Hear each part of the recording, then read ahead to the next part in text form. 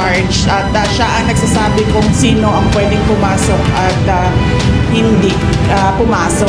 Kausap namin yung aming ICC lawyer and sinabi niya this has never happened before at sinabi niya na it's craziness. Inasabi mo naman magsalita kayo si BBM sa publiko, ano inasabi nyo?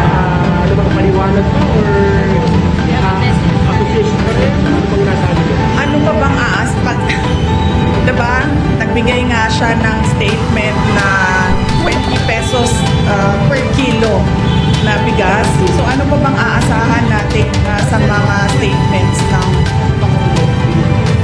Nakikita naman natin kung ano yung ginagawa nila, na panggigipit nila. Hindi na tayo member ng ICC at noong pinay yung ICC complaint, out of time na sila, ni-raise natin yan ilang beses, wala silang jurisdiction. Pero tayo lang sa buong mundo, ang bayan, mga bansa na nag-cooperate sa ICC. Para tayong doormat. The Philippines is like a doormat for other countries, not just the ICC. Kung sino man yung nagpasamantala sa ating bayan. Yeah. Nakakalungkot.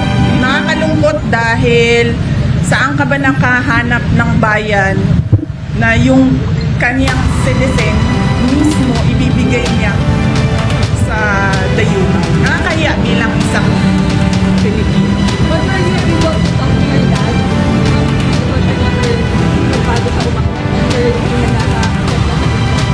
Nagkausap namin kanina pero medyo kasi yung signal sa loob kasi signal.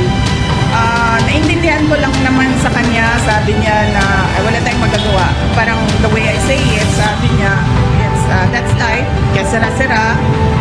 But then I told him na some instructions, what to say and what to do. Pero sa totoo lang, dapat hindi talaga yan umalis ng bansa si President, former President Rodrigo. This po, susunod po ba kayo?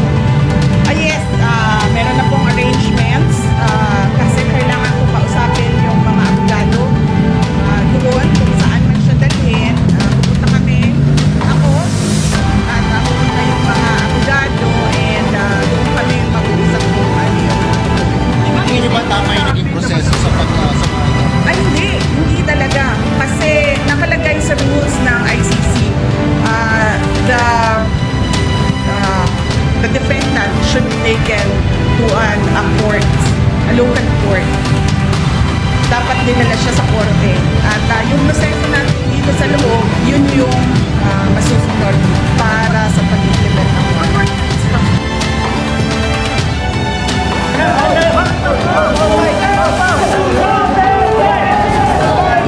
Ang in charge at siya ang nagsasabi kung sino ang pwedeng pumasok at hindi pumasok. Kausap namin yung aming ICC lawyer and sinabi niya this has never happened before